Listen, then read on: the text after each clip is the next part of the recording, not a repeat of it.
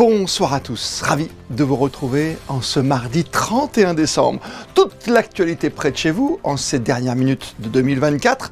Reportages, découvertes, interviews, portraits et votre météo à venir pour le premier jour de l'année après un réveillon sous haute surveillance en matière de sécurité routière, notamment ce mot d'ordre en prévention de cette soirée. Quand je fais la fête, si je bois, je ne conduis pas. Aussi, n'hésitez pas à vous faire accompagner en taxi ou par l'association BeSafe Monaco qui vous propose, on vous le rappelle gratuitement, un retour à la maison. Sa présidente, Camille Gottlieb, sera avec nous dans un instant avant de superviser cette soirée, pas comme les autres que vous avez décidé de passer en famille, avec des amis, à l'extérieur, comme sur la place du Casino ou au bord de l'eau, ou même au village de Noël, sur le port de Monaco pour déguster et découvrir encore quelques produits de fête comme ces biscuits décoratifs et apprécier, pourquoi pas, au cœur de la principauté, toutes ces animations diverses et variées en cet ultime jour de l'année. Et vous êtes nombreux à avoir choisi le marché de la Condamine pour vos courses de fête de fin d'année. Aujourd'hui, c'était la dernière ligne droite pour les commerçants après des derniers jours pour le moins intensifs. Sarah Karim et Camille Caloni sont allés à leur rencontre. La file ne finit plus de s'allonger devant l'étalage de la poissonnerie Rinaldi. Les clients viennent ici chercher le poisson et les fruits de mer frais pour le repas du réveillon. Je pense que c'est un jour important pour tous les commerçants et notamment pour les gens qui sont assez exigeants et qui veulent un très bon dîner pour ce soir. Qu'est-ce que vous avez vendu le plus ?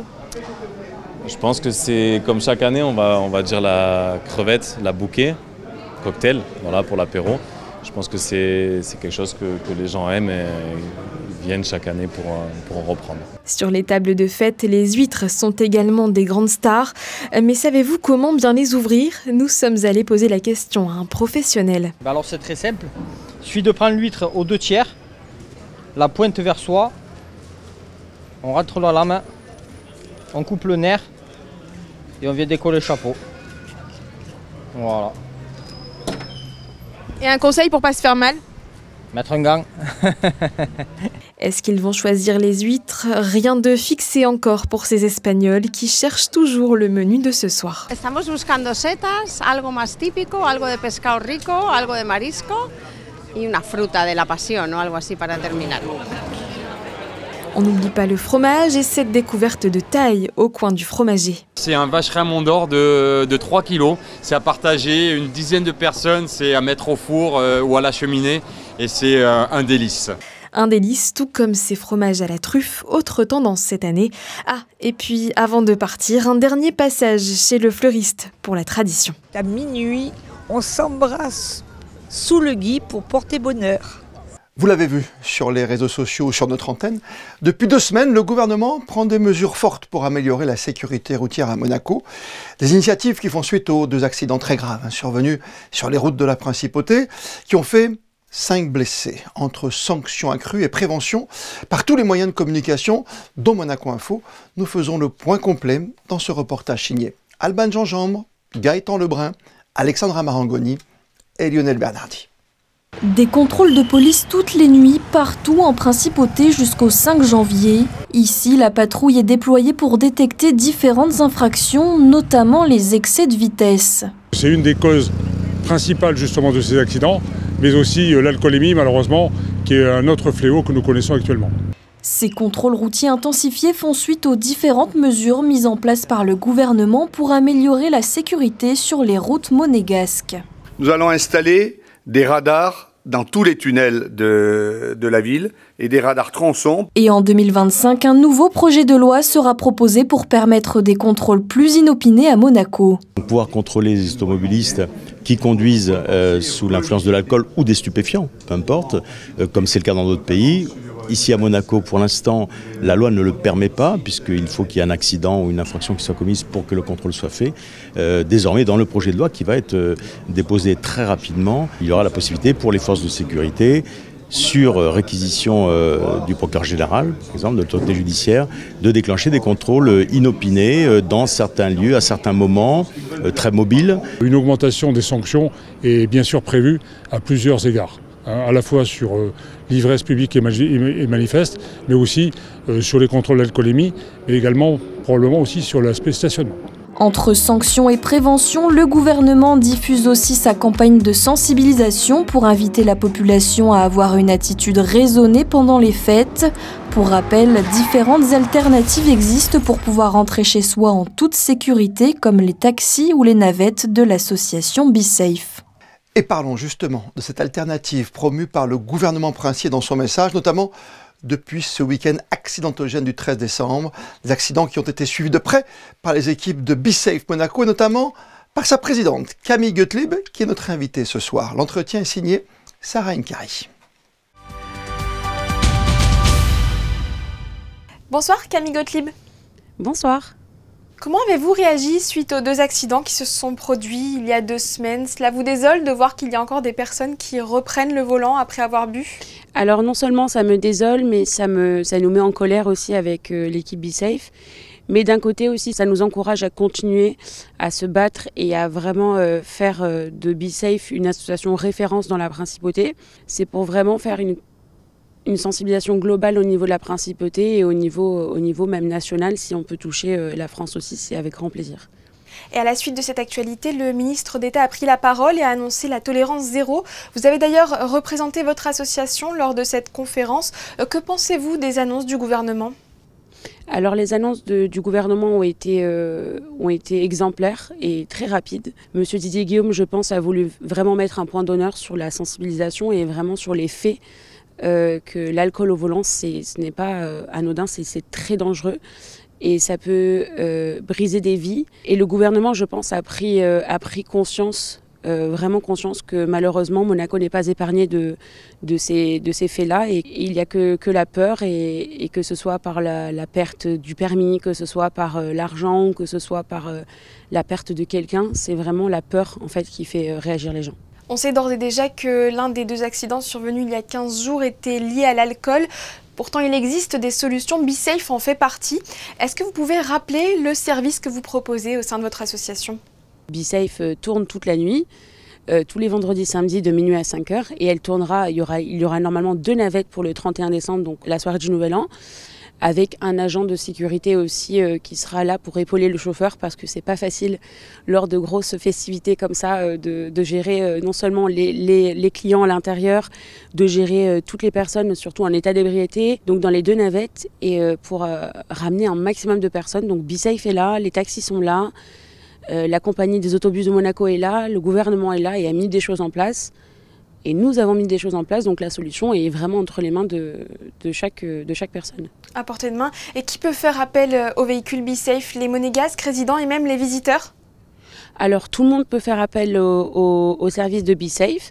C'est simple, une fois qu'on a bu et qu'on se sent pas de rentrer chez nous, même à pied, parce qu'on se dit bon j'ai un peu peur de trébucher ou de tomber ou quoi que ce soit, on appelle BeSafe. Après bien évidemment, si la personne est dans un état d'ébriété avancé, là, malheureusement, il faudra appeler les pompiers ou la police. Mais c'est vrai que nous, on ramène les personnes résidant à Monaco, les monégasques, mais aussi les gens qui viennent faire la fête à Monaco et qui peuvent rentrer chez eux, tous ceux qui habitent vers Beau-Soleil, Cap-d'Aille, Roquebrune, Cap-Martin. Donc c'est vrai que toutes les solutions sont mises en œuvre pour que les gens rentrent en sécurité. Donc oui, les communes limitrophes et de tous âges, les fêtards peuvent... À n'importe quel âge. N'importe quel âge, que vous soyez, vous venez tout juste d'avoir 18 ans ou que vous sortiez d'un dîner entre collègues ou entre amis à 45 ans, 50 ans ou même 60 ans, vous êtes complètement éligible à prendre BeSafe et vous êtes complètement dans votre droit et surtout, il vaut mieux prendre BeSafe. Voilà, et les navettes sont gratuites, on le rappelle. Vous avez établi plusieurs partenariats avec des établissements de nuit, mais aussi l'IUM. Est-ce que vous pouvez nous en dire un peu plus ? Alors oui, nous avons beaucoup de partenaires sur Monaco, bien entendu, surtout les établissements de nuit ou les restaurants. On a une étroite collaboration avec le groupe de Monsieur Flavio Briatore, qui a le Cipriani, qui a aussi le Twiga. Et avec l'IUM, on s'est rapproché donc, depuis le terrible accident qu'il y a eu l'année dernière à cette même période. On a travaillé ensemble sur des groupes de parole, sur de la sensibilisation dès la rentrée avec les nouveaux bachelors pour parler, pour leur expliquer qu'est-ce qu'était BeSafe, pourquoi on avait fondé cette association. Et on est en train de développer encore plus ce partenariat avec eux. Ils nous aident aussi financièrement, ils organisent des soirées où certains bénéfices nous reviennent. Et maintenant, on a les IUM Angels, c'est ceux qui ne boivent pas toute la soirée et qui décident de gérer les gens et donc du coup de soit les amener par des bus qui sont affrétés à l'avance ou soit avec la navette BeSafe directement. Quel est le bilan de l'association depuis sa création en 2017? Est-ce qu'on sait combien de personnes sont rentrées en sécurité grâce à vous? Rien que cet été, on a ramené plus de 1000 personnes, l'été dernier pareil. Et je pense que l'association BeSafe de prendre de plus en plus d'ampleur. Notre objectif est vraiment de faire prendre conscience aux gens que boire et conduire, c'est pas possible. Donc de toutes les manières, il faut prendre cette décision avant de sortir. Donc BeSafe, on part de rien et on arrive à accomplir de très très grandes choses et de très belles choses. Et ça nous prouve que notre cause est légitime et notre cause touche vraiment tout le monde. Tout à fait, on espère que le message sera passé pour le réveillon du 31. Merci beaucoup Camille Gottlieb d'avoir été avec nous. Merci beaucoup. Un seul numéro, on le rappelle, pour BeSafe Monaco, le 06 40 62 76 24. Et pour les taxis autrement, vous faites, quand vous êtes sur Monaco, le 93 15 01 01. Vendredi dernier, un concert de gospel était proposé aux traditionnels visiteurs du marché de Noël. Pour la première fois en Principauté, c'est le groupe Lise Gospel qui s'est produit sur la scène du Port Hercule et a impressionné les passants de par ses plus belles vocalises. Gaëtan Lebrun et Jean-Alexandre Dordet. Let the weak say I am strong. Let the poor say I am rich. En ces périodes de fête, le marché de Noël se transforme en temple du gospel. À l'initiative de la mairie de Monaco, chaque vendredi soir, un concert est organisé sur la scène du marché de Noël. Et pour la première fois ce vendredi, c'est le groupe Lise Gospel qui est mis à l'honneur et nous fait découvrir les plus belles reprises de leur répertoire. Ce soir, on va chanter du gospel. C'est pour célébrer les fêtes de fin d'année, mettre un petit peu de féerie, accompagner ce décor féerique avec un petit peu de musique. La musique, ça fait toujours chaud au cœur. Et puis le gospel, ça s'y prête aussi en fin d'année, oui. Oh, happy day. Oh, happy day. C'est le film Sister Act qui m'a beaucoup plu. J'aimais déjà un petit peu le gospel, mais avec le film, ça a été vraiment une révélation pour moi. When Jesus walked, when Jesus walked.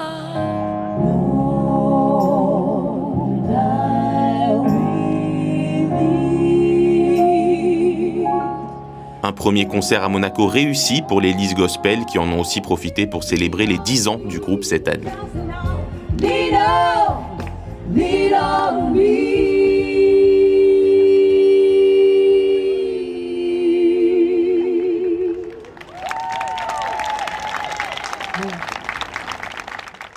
Chaque semaine, le chalet des animations du marché de Noël met en place, vous le savez, des activités pour les petits et pour les grands. Et cette semaine, c'est un atelier de création de biscuits décoratifs qui est proposé au plus manuel, bien sûr. Gaëtan Lebrun avec cette fois Camille Caloni. Biscuitière depuis 20 ans, Alicia Loli a créé sa boutique Bulle de gâteaux à Cagnes-sur-Mer. Cette année, dans le cadre du chalet des animations du marché de Noël, Alicia propose aux plus jeunes un atelier créatif de confection de gâteaux sur le thème de Noël. Je fais beaucoup déjà d'ateliers dans mon propre atelier avec les enfants, des adultes. Et là, tout naturellement, pour Noël, c'est là où on peut s'amuser le plus sur le thème de Noël. C'est là où il y a le plus de choses à faire. Alors là, les enfants font des biscuits décorés. Donc ils décorent une chaussette de Noël et une boule de Noël en biscuit à l'aide de poches de glaçage royal. En collaboration avec la mairie de Monaco, plusieurs créneaux de 30 minutes ont été mis en place tout au long de la journée. Les parents peuvent y déposer les enfants et venir les récupérer à la fin de l'activité. Les participants pourront repartir avec un joli biscuit décoré à déguster le lendemain matin. C'était l'un des moments forts, l'un des événements majeurs de l'année qui se termine, l'inauguration de Mare Terra le 4 décembre dernier. Et pour cette extension très attendue sur la mer, nos équipes vous proposent la visite guidée de ce nouveau quartier de la Principauté.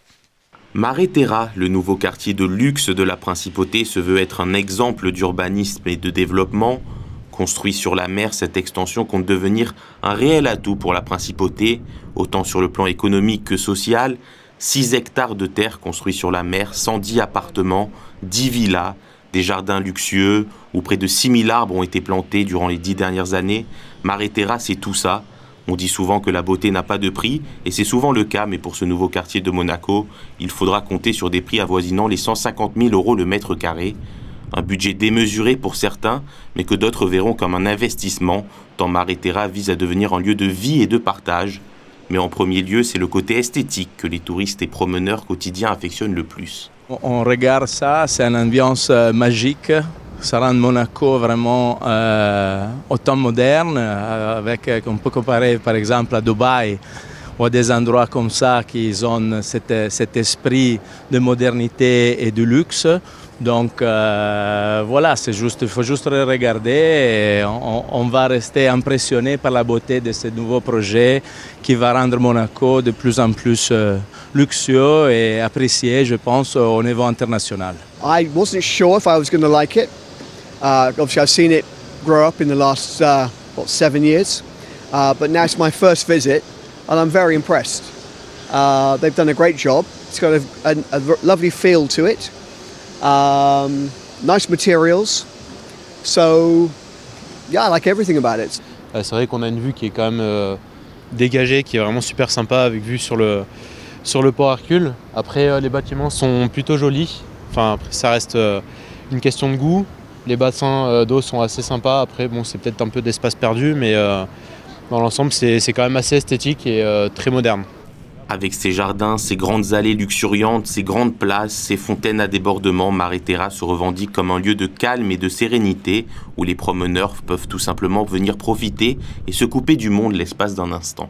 J'ai fait une visite, c'est la première fois que je vois le quartier.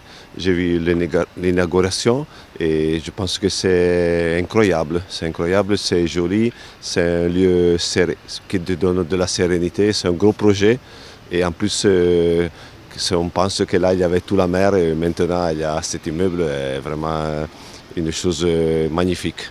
De nombreux bars et restaurants vont ouvrir prochainement autour du port de Plaisance afin d'attirer du monde et de faire de Mare Terra un lieu de partage et de fête pour tous les Monégasques. Les lecteurs de notre confrère Nice Matin ont élu comme sportif azuréen de l'année le talentueux meneur de la Roca Team, le basketteur américain Mike James, plébiscité à près de 30% dans les votes, devant le vététiste niçois Loïc Bruni.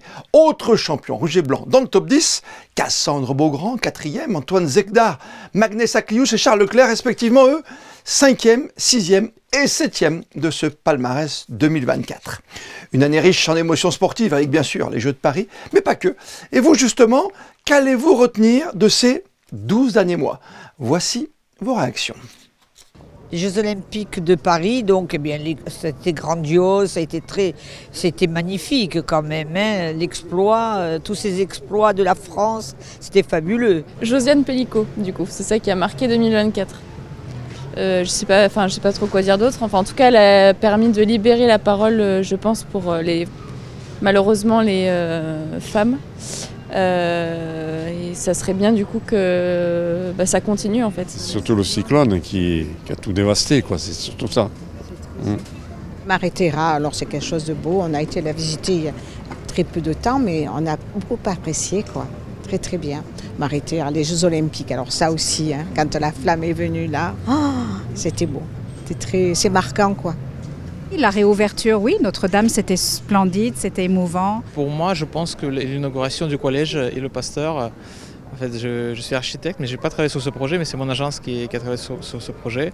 Je pense que c'est un événement très important qui a eu lieu cette année, je pense. Et moi, c'est dernièrement les crashs d'avions qu'il y a en ce moment, ça me choque. J'ai l'impression qu'il y en a eu 2, 3 ces 2 dernières semaines, c'est énorme et je fais que regarder ça. Je trouve ça horrible et je me rends compte de la chance qu'on a.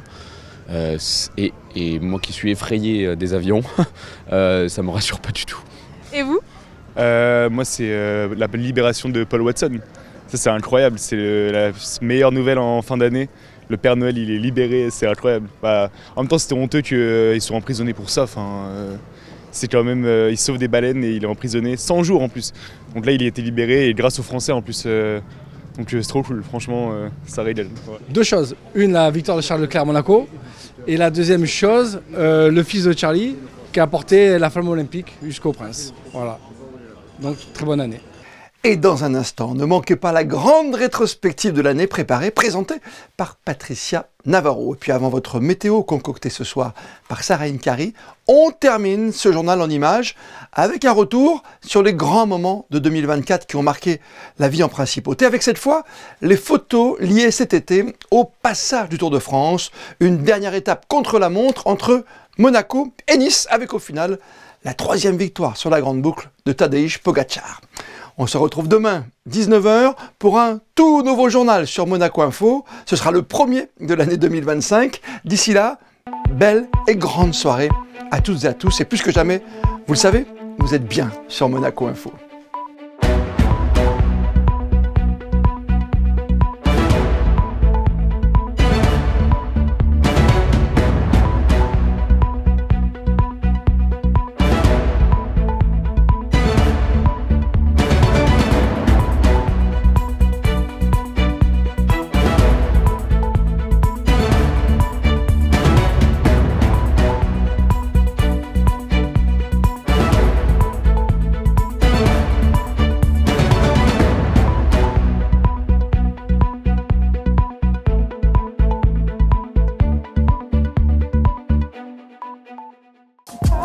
Retrouvez la météo avec Maya Bay, le restaurant référence thaï japonais de Monaco.